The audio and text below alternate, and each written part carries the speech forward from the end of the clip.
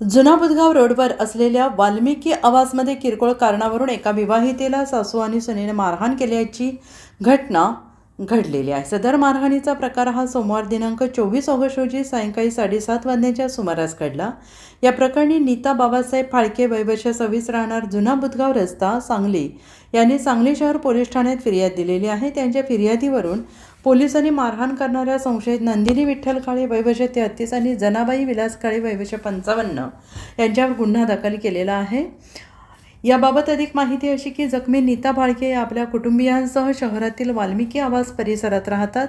नीता आणि त्यांचे पती बाबासाहेब फाळके असे दोघेजण वाल्मिकी आवास परिसरात नळावर पाणी भरत असताना त्याचवेळेस नीता यांनी त्यांचे पती बाबासाहेब यांना सासूबाई कोणाला शिवीगाळ करत आहेत अशी विचारणा केली। त्यावेळी नीता यांच्या परिचयातील नंदिनी विठ्ठल काळे हिने काही कारण नसताना लाकडी दांडक्याने नीता यांच्या उजव्या हातावर मारले।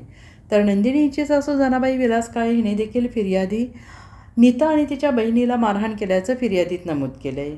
पोलिसांनी त्यांच्या फिर्यादीवरून मारहाण करणाऱ्या नंदिनी काळे आणि जनाबाई काळे या दोघींवर गुन्हा दाखल केला आहे। ब्युरो रिपोर्ट SBN मराठी, जुना बुधगाव रोड।